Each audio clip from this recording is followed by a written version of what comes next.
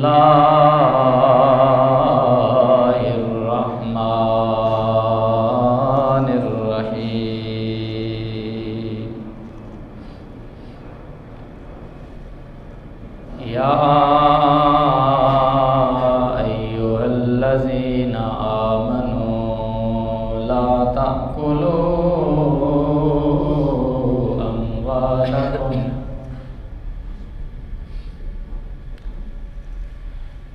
تأكلوا أموالكم بينكم بالباطل إن الله وملائكته يصلون على النبي يا أيها الذين آمنوا صلوا عليه وسلموا تسليما الصلاة والسلام عليك يا سيدي يا رسول الله وعلى آلك وأصحابك يا سيدي يا حبيب الله الصلاة والسلام عليك يا سيدي يا رحمة للعالمين وعلى آلك وأصحابك يا سيدي يا خاتم النبيين معزز و محترم سامعین، السلام علیکم ورحمۃ اللہ وبرکاتہ۔ میں نے آپ حضرات کے سامنے قرآن پاک کی ایک آیہ مبارکہ کا کچھ حصہ تلاوت کیا ہے۔ اس میں اللہ پاک ارشاد فرماتا ہے، یا ایھا الذین آمنوا، اے ایمان والو، لا تاکلوا اموالکم بینکم بالباطل، تم آپس میں ایک دوسرے کے مال کو باطل طریقے سے نہ کھاؤ، ناجائز طریقے سے ایک دوسرے کا تم مال نہ کھاؤ۔ سادے لفظوں میں کہوں تو اللہ فرما رہا ہے، تم دو نمبری کر کے حرام نہ کھاؤ، بلکہ میں نے تمہیں حلال کے ذریعے دیے ہیں، تم حلال کھاؤ۔ الا ان تکون تجارتا عن تراض منکم، مگر یہ کہ ایسی تجارت کہ جو ایک دوسرے کی رضامندی سے تجارت کی جائے، اس میں تمہارے لیے نفع جائز ہے، ایک دوسرے کی رضامندی سے۔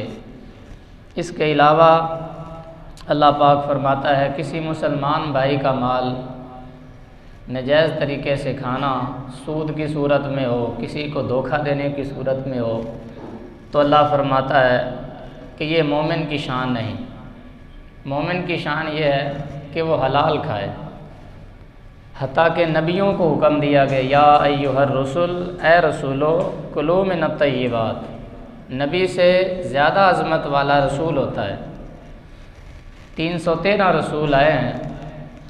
اللہ پاک فرماتا ہے، اے رسولو، یا ایھا الرسل کلوا من الطیبات واعملوا صالحا،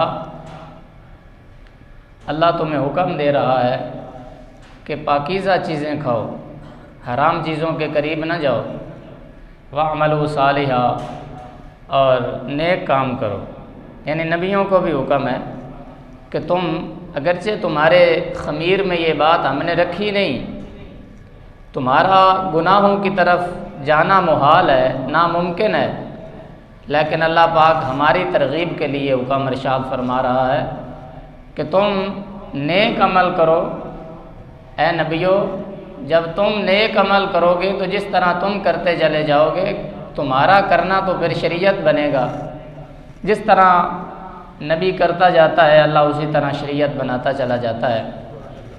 معزز سامعین، انسان سمجھتا ہے کہ شاید دین یہی ہے کہ میں نماز پڑھتا ہوں، میں روزے رکھتا ہوں، حج زکوٰۃ میں سب کی ادائیگی کرتا ہوں، میں روزانہ درود پاک پڑھتا ہوں، استغفار کرتا ہوں، کرنا چاہیے، بڑی فضیلت ہے۔ جتنے بھی نیک لوگ ہیں یہی پڑھتے ہیں، جو حضور پاک سے سنا ہے وہی کرتے ہیں۔ پر ذہن میں رکھیں، صرف دین جو ہے وہ عبادت نہیں، بلکہ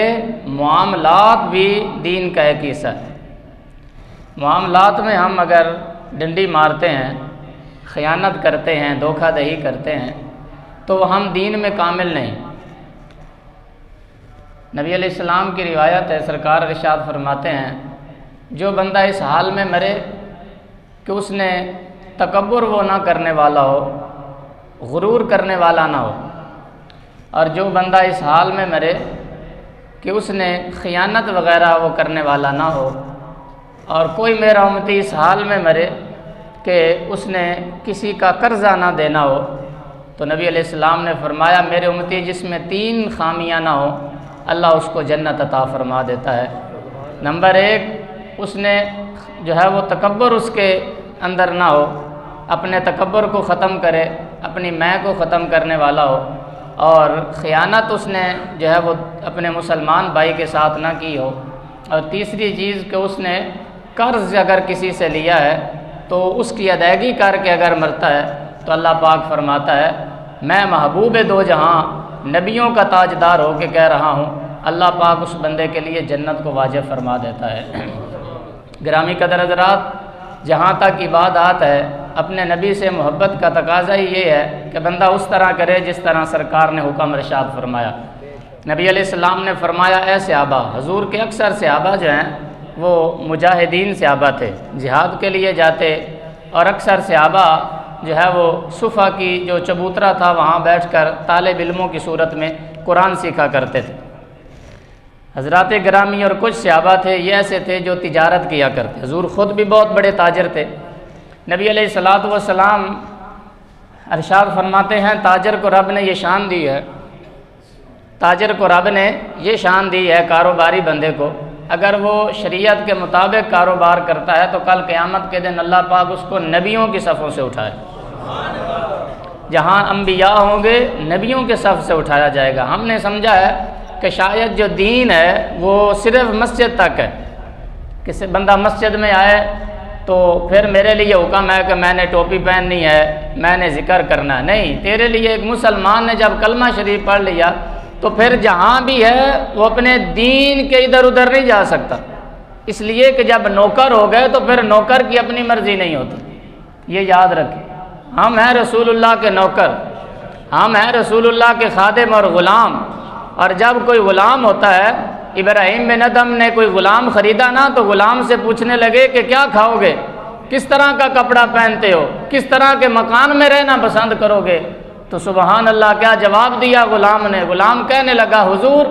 وہ پوچھنے لگے کہ تمہارا نام کیا ہے، تو آپ نے فرمایا، اس غلام نے عرض کی کہ حضور غلاموں کے بھی کوئی نام ہوتے ہیں، جو آپ کہہ دیں گے وہی ہمارا نام ہوگا۔ آپ نے پوچھا پہنو گے کیا، تو فرمایا، کہنے لگا کہ جو آپ پہنا دیں گے، غلاموں کی اپنی مرضی نہیں ہوتی، جو آقا پہنا دے، جو آقا کھلا دے، جو آقا کہہ دے، غلام کے لیے وہی سارا کچھ ہوتا ہے۔ تو اللہ کے پیارے حبیب کا جب ہم نے کلمہ پڑھ لیا، پھر اپنی مرضی اور اپنی خواہشات کے مطابق دین نہیں ہے، دین وہی ہے جو اللہ کے پیارے حبیب ہمیں دے کر دنیا سے تشریف لے گئے ہیں،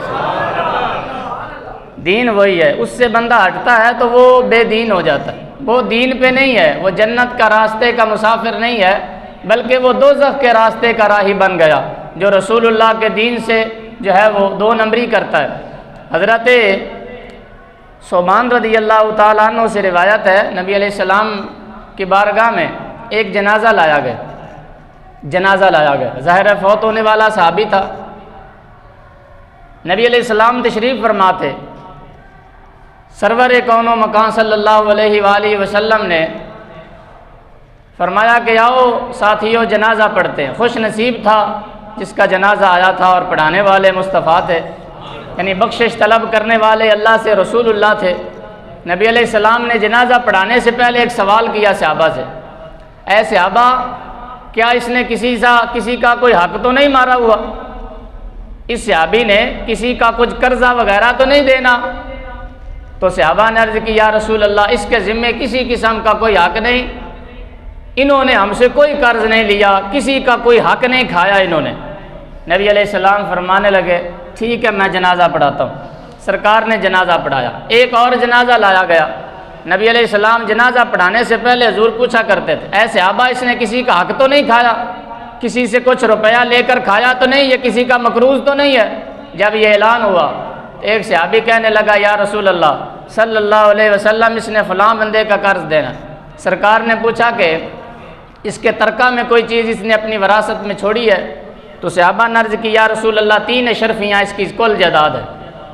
کل جائیداد اس کی 3 اشرفیاں ہیں۔ نبی علیہ السلام نے فرمایا وہ 3 اشرفیاں جو ہے وہ مقروض کو دے دو، قرض خواہ کو دے دو جس نے قرض لینا ہے، اور فرمایا کہ اس کی کوئی اور وراثت ہے تو وہ بیچ کر فوراً قرضے کی ادائیگی کی جائے، اس لیے کہ اب یہ دنیا سے جا رہا ہے صحابی۔ اور صحابی وہ ہوتا ہے کائنات کے تمام اولیاء مل جائیں تو صحابی کی قدموں سے لگی ہوئی خاک کو بھی نہیں پہنچ سکتے۔ یہ اتنا بڑا مقام، اتنی بڑی شان کہ آپ اور میں ساری زندگی ایک ٹانگ پہ کھڑے ہو کر قرآن پڑھتے رہیں، تو ہم صحابی جس راستے سے گزر گیا اور جس راستے پر صحابی کے گھوڑے کے قدموں کے کھر لگے، اللہ پاک فرماتا ہے تمہاری حیثیت نہیں ہے، انہوں نے براہ راست میرے مصطفیٰ کی نظروں کے جام پیے ہیں۔ اللہ پاک فرماتا والعادیات ضبحا فالموریات قدحا، مجھے قسم ہے ان گھوڑوں کی نہیں بلکہ جن گھوڑوں پر میرے محبوب کے عاشق بیٹھے ہیں، اور وہ گھوڑے جب چلتے ہیں اور ان کے کھر اور ان کے سم جو ہیں وہ پہاڑوں کے اوپر لگتے ہیں، اور پہاڑوں کے اندر سے جو نکلتی ہوئی چنگاریاں ہیں میں رب کو اس چنگاریوں کی قسم ہے مصطفیٰ کے صحابہ کی شان ہے۔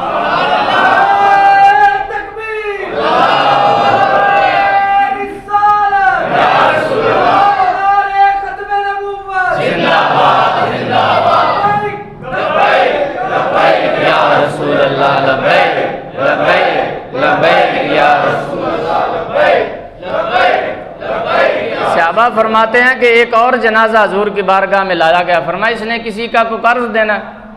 اس نے کسی کا کوئی حق تو نہیں کھایا ہوا۔ آج تو جناب پنجابی یہ چاندے ننی پئی بہناں دے حق کھا گئے، والد بھی چاہتا ہے کہ چلو دینوں جہیز چی ٹرکا لئیے کوئی جداد نہ ہی دینی پڑے، تو یہ حق ہیں آپ سے پوچھا جائے گا، اور یہ وہ حقوق ہیں۔ سرکار فرماتے ہیں جس نے ایک لقمہ حرام کا کھایا 40 روز تک اللہ اس کی عبادت کو قبول نہیں کرتا، یہ یاد رکھیں۔ اور حدیث پاک میں آتا ہے بخاری شریف میں، آج لوگ جو ہیں وہ نجائز زمینوں پر قبضے کر کے اور وہاں سے جو ہے وہ کرائے کھاتے ہیں، اور پھر کہتے ہیں میں چونکہ سال بعد عمرہ کر کے آتا ہوں تو بس ٹھیک ہے میں بخشا گیا۔ اور جو دکاندار حضرات ہیں وہ بھی ذرا خوف خدا کریں، اس لیے کہ ایک لقمہ جو آپ کھا رہے ہیں آپ کو پتہ ہے یہ میرے لیے کھانا حرام ہے۔ ہر انسان کے اندر ایک مفتی بیٹھا ہے جیڑا دستا ہے کہ تیرے واسطے کھانا حلال نہیں، مولوی کو پوچھن تو پہلے دل تے اور ضمیر کو پوچھنا کہ تیرے واسطے کھانا جائز بھی ہے کہ نہیں، پھر جیڑا تیرا ضمیر فتویٰ دے رہی ہوئے گا نا وہی جا کے مولوی کو لوی رب دے نظام نے۔ صحابی آیا کہنے لگا آقا میں کراں کہ نہ کراں، حضور نے سینے تے ہاتھ مارا، سرکار نے فرمایا اپنے سینے کو اپنے دل کو اندر ایک تیرا مفتی بیٹھا ہے، اس مفتی کو پوچھ کے یہ کام کرنا چاہیے کہ نہیں کرنا چاہیے۔ ایسے واسطے رسول اللہ دی شریعت ایسی واضح شریعت ہے کہ تینوں پتہ چلے گا کہ تو حرام کھا رہے ہیں۔ اور انسان لوگوں نے جناب سیونگ اکاؤنٹ کھلوائے ہوئے ہیں اور جناب بیمہ پالیسیاں اور کیا کیا، شریعت نے جن چیزوں کو نجائز قرار دیا بیمے شیمے سارے نجائز نے، سود دی مادے چاند ہیں۔ اگر کوئی لون لیندہ ہے اور نال پرسنٹیج لگ رہا ہے کہ 8% جو ہے وہ پرسنٹیج لگا رہے ہیں تو فلاں کر رہے ہیں تو 10% ہے تو 6% ہے، یہ سارے پرسنٹ حرام نے، رب تعالیٰ نے منع فرمایا۔ اللہ نے فرمایا یا ایھا الذین آمنوا ہرگز اپنے مال حرام طریقے سے نہ کھاؤ ورنہ اللہ پاک تمہاری عبادتوں کی قدر نہیں ہے، قدر مصطفیٰ کے فرمان کی ہے۔ اس طرح کرو گے جس طرح میرے محبوب نے فرمایا ہے، تمہاری عبادتیں بھی اللہ قبول فرمائے گا، تمہارا رونا بھی اللہ پاک قبول فرما لے گا۔ صحابہ فرماتے ہیں ایک اور جنازہ لایا گیا سرکار کی بار، سرکار پاک نے فرمایا اس نے کسی کا کوئی قرض تو نہیں دینا، تو صحابہ نے عرض کی یا رسول اللہ انہوں نے بہت قرض دینا، ان کے ذمہ قرض ہے صحابی رسول ہے۔ نبی علیہ السلام نے فرمایا اچھا ٹھیک ہے تم اپنے صاحب کا جنازہ پڑھ لو، ہم نے تو اس کا جنازہ نہیں پڑھانا۔ ہے صحابی، ساری زندگی حضور کے پیچھے نماز پڑھی، میری اور آپ کی نمازوں کی حیثیت کیا ہے؟ اور حضور کے پیچھے نماز پڑھنے والے صحابہ اور حضور پہ جانے دینے والے، تن من دھن قربان کرنے والے، ماں باپ اور بہن بھائیوں کو حضور کے لیے چھوڑ کے آنے والے، حضور نے فرمایا اگرچہ میرا صحابی ہے لیکن صحابہ گواہ رہنا اس نے دنیا میں کسی کا حق کھایا ہے اور فوت ہو گیا ہے، میں محمد اس کا جنازہ نہیں پڑھاؤں گا۔ مشکات شریف کی روایت ہے اور حدیث صحیح ہے، کسی کا اختلاف نہیں۔ صحابہ رونے لگے، عرض کی یا رسول اللہ آپ نے اس کا اگر آپ کسی کے نہ بنے تو پھر اس کا رب بھی نہیں بنتا۔ اگر آقا آپ کسی کو چھوڑ دیں، آپ اس پر ہاتھ نہیں اٹھائیں گے تو پھر اس کی بخشش کا سما کیسے ہوگا؟ پتہ چلا صحابہ کا ایمان اور نظریہ تھا انسان ساری زندگی نمازیں پڑھتا رہے، ساری زندگی تلاوت قرآن کرتا رہے، ایک منٹ کے لیے بھی میرے محبوب کے دین سے غداری کر جائے، اگرچہ وقت کا صحابی کیوں نہ ہو، اللہ قبول نہیں کرتا، اور مصطفیٰ سے وفا کر کے مر جائے مصطفیٰ بھی قبول کر لیتے ہیں، اللہ کا خود اللہ بھی اپنے اس بندے کو قبول و منظور فرما لیا کرتا۔ منافق کلمہ پڑھا کرتے تھے لیکن قبول نہیں ہوئے، اس لیے کہ دل میں خدا کا بغض نہیں تھا۔ یاد رکھیں جتنے منافق ہوئے نماز پڑھتے قرآن پڑھا کرتے، لیکن منافق کیوں ہو گئے؟ قرآن کے پہلے پارے کے پہلے پائیے میں سارا ذکر جو ہے پہلے پاؤں میں منافقین کا ذکر ہے، اور فرمایا منافق کا مقام کافر سے بھی نچلے درجے میں، وہ جہنم میں اسفل السافلین میں ہوں گے منافقین۔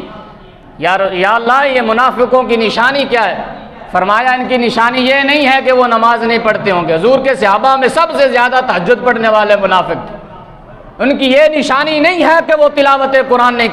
کریں گے، لبادہ دین کا اڑیں گے، داڑیاں بھی رکھیں گے، سارا کچھ کریں گے اور خدا کو بھی مانیں گے۔ مزے کی بات یہ ہے خدا کے نام کے لنگر بھی تقسیم کریں گے، لیکن مدینے اور مکے کے منافقوں کی نشاندہی کرو تو پتہ چلتا ہے ہمیں مصطفیٰ کے زمانے میں بھی منافق یہ نشانی نہیں ہے کہ وہ اللہ کو نہیں مانتا، یہ نشانی تھی وہ مصطفیٰ کو اس طرح نہیں مانتے تھے جس طرح ماننے کا حق تھا۔ مصطفیٰ کو نہ ماننے کی وجہ سے منافق ہو گئے۔ رسول اللہ نے فرمایا ان کی مسجد کو آگ لگا دی جائے۔ 11واں پارہ اٹھا کے دیکھو، مسجد اندرار کے لفظ آئے ہیں قرآن پاک میں، ان کے جو ہے وہ عبادت خانے کو آگ لگا دی گئی، اور رسول اللہ نے فرمایا ان کے عبادت خانوں کو گرا دو، اس لیے کہ وہ دعویٰ ہم سے محبت کا کرتے ہیں اور دل میں ہم سے بغض رکھتے ہیں۔ اللہ پاک ان کی سجدوں کو قبول نہیں کرے گا جب تک وہ محمد عربی کے غلام اور خادم نہیں بن جاتے، اس وقت اللہ کسی کی عبادت کو قبول نہیں فرماتا۔ عبادت کے قبول ہونے کا معیار ہی رسول اللہ ہے، حضور کی ذات ہے۔ ساری زندگی انسان عبادت کرتا رہے لیکن ایک وقت اور ایک منٹ کے لیے بھی مصطفیٰ کی گستاخی کر جائے تو اللہ پاک فرماتا انتحبط اعمالکم، میں تمہارے سارے اعمال اٹھا کر تمہارے منہ پہ مار دیتا ہوں، تمہاری عبادت کی ضرورت نہیں، عزت مصطفیٰ کی ہمیں ضرورت ہے۔ تو یہ رب تعالیٰ کی شانیں ہیں، رب تعالیٰ کی عظمتیں ہیں۔ اب صحابہ کھڑے ہیں، سرکار نے فرمایا میں اس کا جنازہ نہیں پڑھاؤں گا۔ مولا کائنات بھی وہاں تشریف فرما تھا۔ سخاوت کا جذبہ ہر صحابی کے پاس تھا،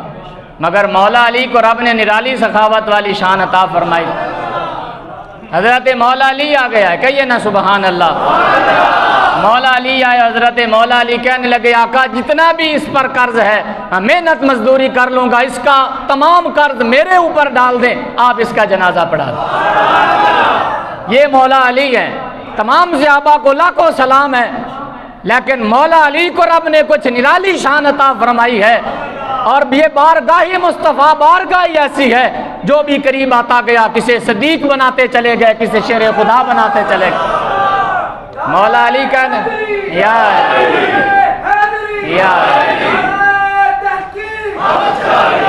اب رسول اللہ نے جنازہ پڑھایا اور رسول اللہ فرمانے لگے، کندھے پہ ہاتھ رکھا مولا علی کے اور فرمایا اے علی، اللہ پاک نے تو نے اس کا ذمہ اپنے اوپر لیا ہے اور تو نے اس کی جہنم کی آگ کو ٹھنڈا کیا ہے، تیری وجہ سے اس کے جہنم کی آگ ٹھنڈی ہوئی ہے، اللہ پاک نے تجھے جہنم سے آزاد فرما دیا۔ فرمایا علی اگر تو نے اس کی آگ کو ٹھنڈا کیا ہے تو رب تعالیٰ نے تیرے اوپر سے جہنم کی آگ کو گلزار فرما دیا ہے۔ حضرات گرامی، میں سوچ رہا تھا یہ حدیث جب میں نے پڑھائی طالب علموں کو کہ یار انسان صحابی ہو اور جنازہ پڑھنے والے ابو بکر صدیق اور مولا علی جیسی ہستیاں ہوں، عمر فاروق اور حضرت عثمان غنی جیسے مقتدی ہوں اور امام حضور ہوں، مگر کسی کا حق کھایا ہے تو رسول اللہ فرماتے میں اس کا جنازے میں شریک نہیں ہوں گا، میں اس کا جنازہ نہیں پڑھاؤں گا۔ ہمیں غور کرنا چاہیے، حدیث بخاری میں آتا ہے سرکار ارشاد فرماتے ایک بندہ چلا حج کرنے کے لیے،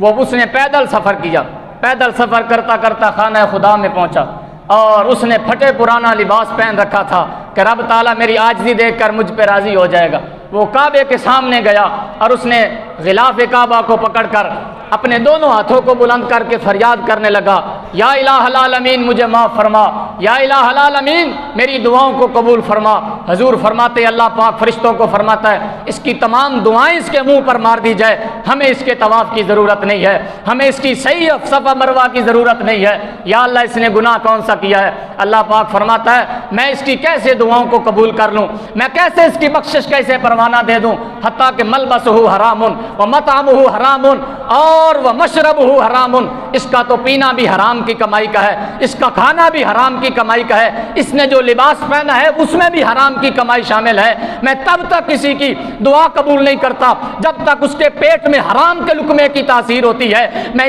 ہر انسان کی اس وقت دعا کو سنتا بھی ہوں، پھر قبول بھی کر لیتا ہوں جس نے پہنا بھی حلال کا لقمہ ہو، حلال کا لقمہ کھایا ہو اور حلال کا لباس پہنا ہو۔ رب تعالیٰ اس انسان کی جو بھی بندہ فریاد کرتا ہے اللہ پاک فوراً اس بندے کی دعاؤں کو قبول فرما لیتا ہے۔ معزز سامعین کرام، جہاں تک عبادات کا تعلق ہے حضور سے وفا یہ ہے کہ انسان کم از کم حلال کھائے، 5 وقت کا بندہ نمازی ہو، اور نبی علیہ السلام نے خاص کر توجہ دی کہ جو کسی کا حق کھاتا ہے یا کسی کا اس نے قرض دینا ہے اور دوسرا بھول گیا ہے اور اس نے دا مارانا کا چل ٹھیک ہے بھول گیا چلو بیکھی جائے گی، یہ فلانے بخشے گئے یہ بخشے گئے تو پھر آپ ہی بخشے جاؤں گے، یعنی وہ جہنم میں گیا تو پھر تو بھی دوزخ میں جانے کا تیرا بھی پروگرام نہیں، بس ٹھیک ہے جی چھڈو پرے بس ہو گیا کی ہن دینے نے پیسے، انہیں بھی تو انہاں دے فلاں دے کھاتے نے نہ تے اسی کھا لے ہوندے تو کیڑا ایڈا فرق ہے۔ سرکار ارشاد فرماتے ہیں پہلے زمانے کی بات ہے، ایک بندہ صحابی نے آ کر پوچھا آقا اگر میں جہاد کروں،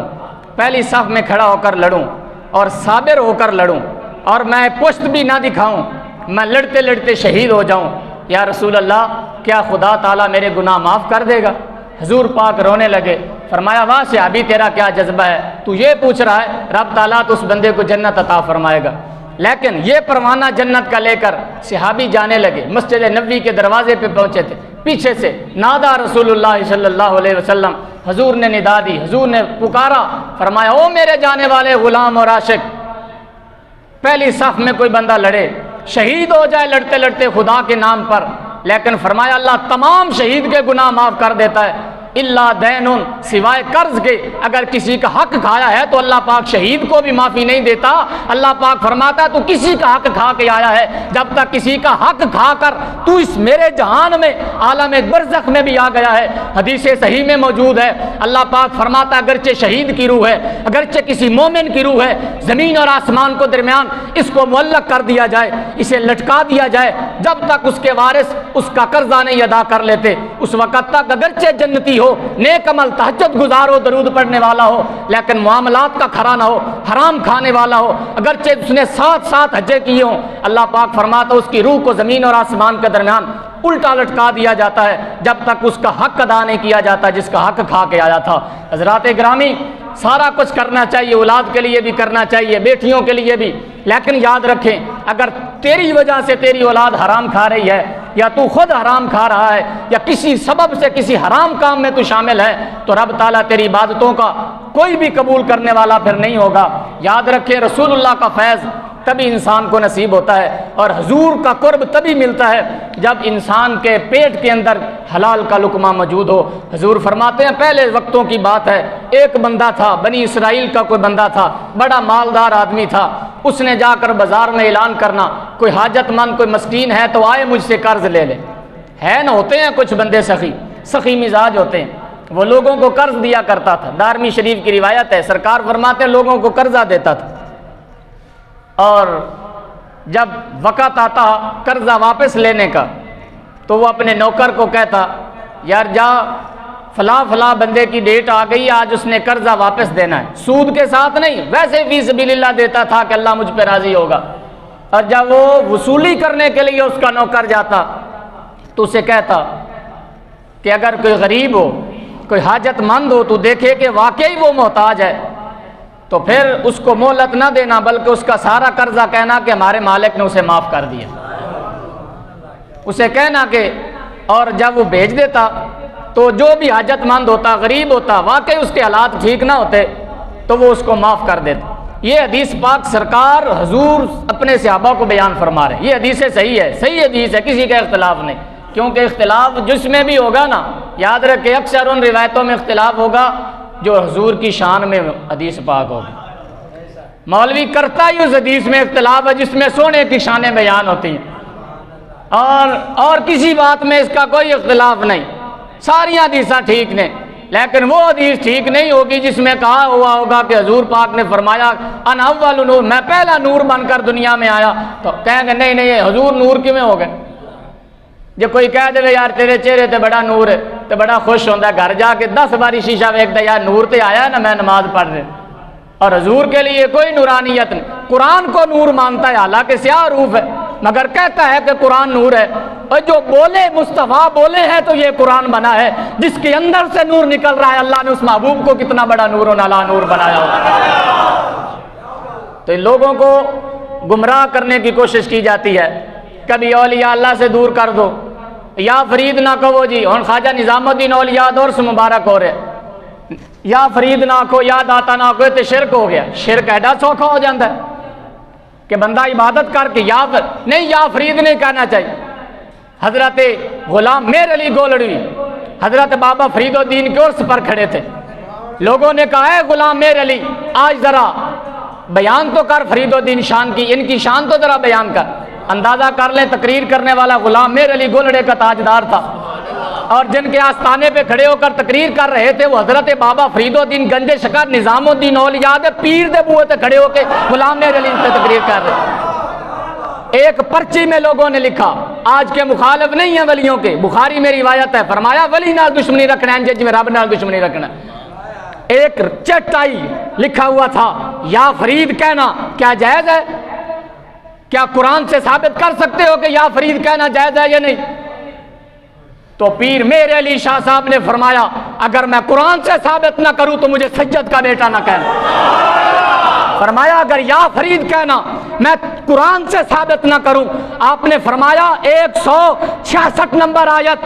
دوسرے پارے میں اللہ پاک فرماتا ہے فَاذْكُرُونِي يَذْكُرْكُمْ، تو میرا ذکر کرو میں تمہارا چرچا کروا دوں گا۔ جتنی دیر فرید الدین دنیا میں رہے یا خدا کہتے رہے، جب دنیا سے چلے گئے، جب قبر میں چلے گئے، اب رب تعالیٰ نے اپنا وعدہ پورا کرنا تھا، اذکرکم میں تمہارا چرچا کروا دوں گا۔ پھر اللہ پاک غلاموں کی زبانوں پہ اس نے جاری کر دیا تم یا فرید کہتے رہو، یہی تو قرآن ہے۔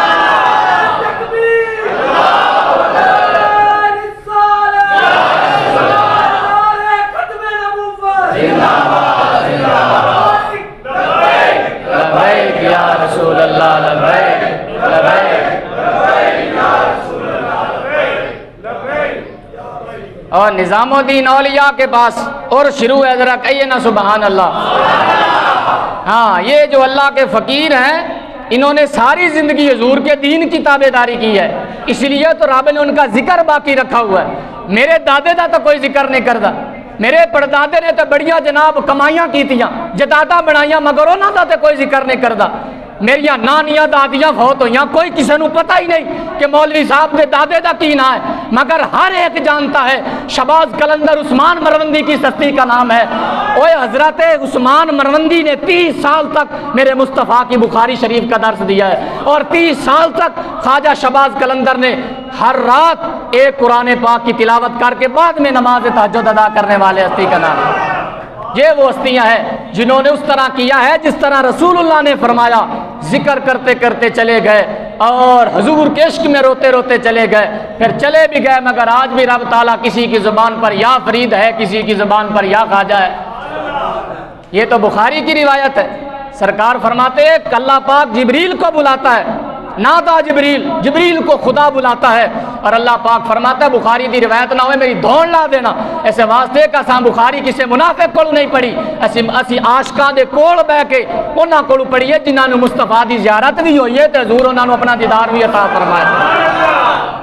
اسی عاشقاں کول بہ کے بخاری شریف پڑھی۔ ہاں جی یا رسول اللہ، اب پہلی جلد زندہ ہے بخاری شریف دی پہلی جلد ہے، اللہ پاک جبریل کو بلاتا ہے، حدیث صحیح ہے، سارے مولوی مندن اللہ پاک جبریل کو، پھر اللہ پاک فرماتا ہے جبریل آ ہماری بارگاہ میں، اللہ کے عرش کے سامنے جبریل آتا ہے، اللہ پاک فرماتا ہے جبریل مینوں ایک بندے نال پیار ہو گیا۔ پتا چلا سارے بندے ایکو جائے نہیں، کچھ وہ بندے نے جنہاں نوں رب تعالیٰ نوں جنہاں نال پیار ہو جاتا ہے۔ اللہ پاک فرماتا مجھے فلاں بندہ پسند ہے، یا اللہ ہمارے لیے کیا حکم ہے؟ پھر اللہ یہ نہیں فرماتا جبریل فرشتوں سے کہہ دو تم بھی محبت کرو، نہیں، بخاری کے الفاظ ہیں، اللہ پاک فرماتا ہے جا کر فرشتوں میں یہ اعلان کر دے چونکہ وہ ہمارا محبوب بندہ ہے، اگر کوئی فرشتہ رہنا چاہتا ہے تو وہ بھی خواجہ اور فرید سے محبت کرے، یہ اللہ کا حکم ہے۔ اللہ پاک فرماتا ہے جا کر فرشتوں سے کہہ دو اگر کوئی فرشتہ رہنا چاہتا ہے میرے فلاں نیک بندے سے محبت کرے، اور پھر حکم ہوتا ہے جا کر دنیا والوں کو کہہ دو، اعلان کر دو کہ وہ بھی اللہ کے فلاں ولی سے محبت کرے۔ یہی تو بات ہے، کوئی راجن پور سے داتا صاحب کے عرس کے لیے سائیکل پہ آ رہا ہے، اس سے پوچھا گیا سرکار تم پیدل کیوں آ رہے ہو، سائیکلوں پہ کیوں آ رہے ہو؟ کہتا ہے غریب آدمی ہوں، جا نہیں سکتا گاڑی پہ، کرایہ نہیں ہے، داتا کی چوکھٹ پہ جانا ضرور ہے کیونکہ ان سے خدا محبت کرتا ہے، وہ خدا سے محبت کرتے ہیں۔ ان سے جب پوچھا جاتا ہے کیوں جاتے ہو داتا کی دہلیز پر، تو وہ یہی کہتے ہیں ہم سے نہ پوچھ، اس خدا سے پوچھ جس خدا نے ہمارے سینوں میں داتا کی محبت پیدا فرمائی۔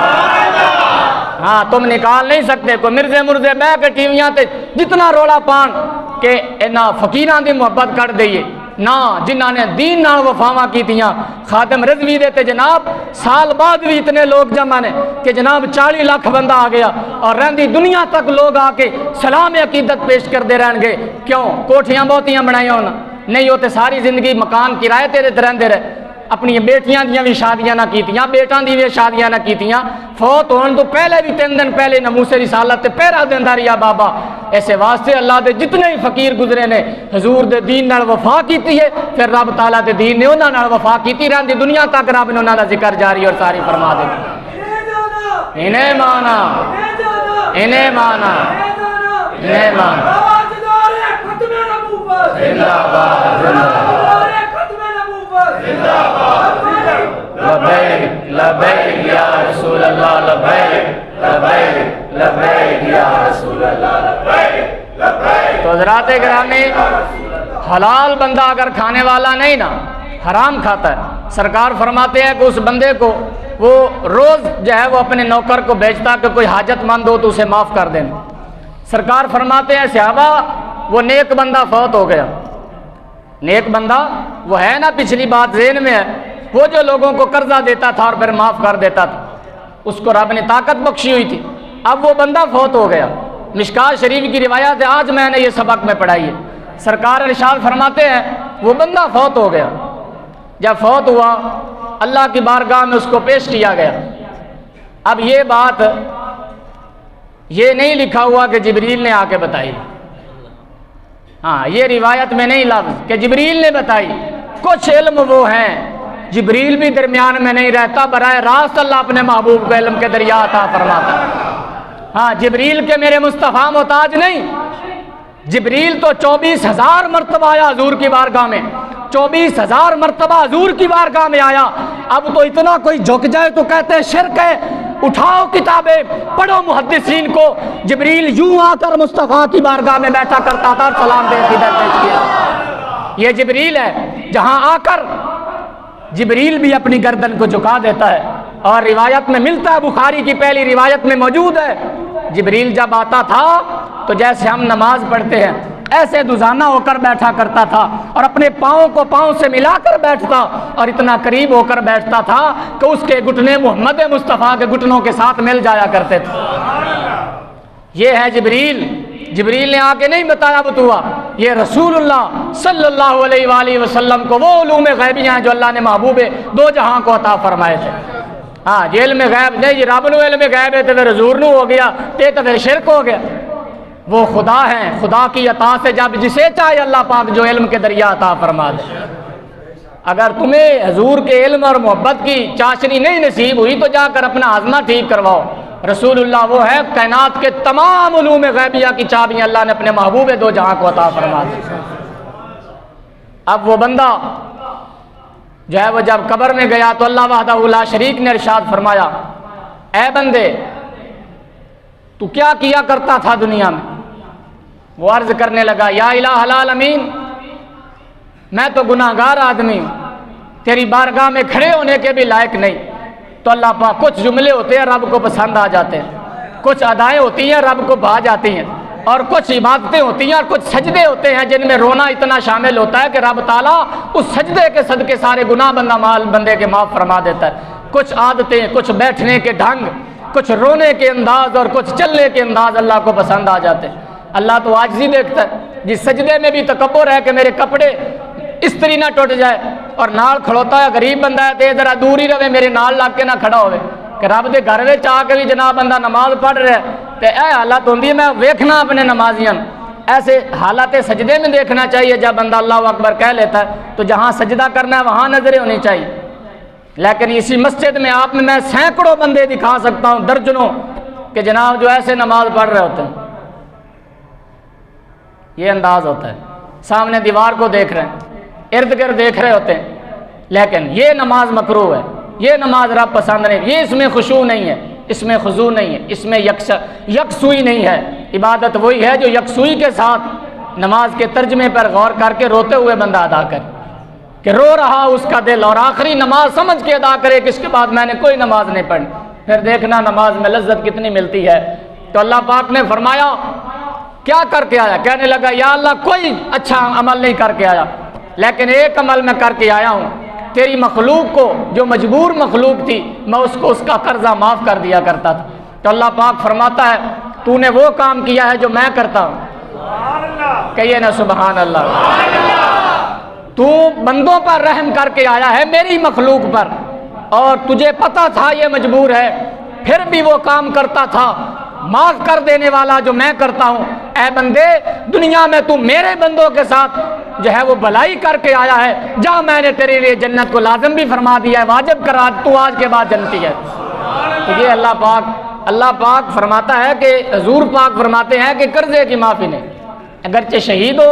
معاملات کا کھرا نہیں ہے تو اللہ اس کی بخشش نہیں کرتا۔ انسان کو اگر کسی کا حق مارا ہوا ہے، بیٹی کا، بیٹے کا، یا کسی بھی صورت میں، آپ کو پتہ ہے اندر کا مفتی جانتا ہے آپ زندگی کے کس معاملے میں جو ہے وہ دو نمبری کر رہے ہیں، خدا را ان چیزوں کو چھوڑ دیں۔ کتنے لوگ فوت ہو گئے میری اور آپ کی عمر کے تھے،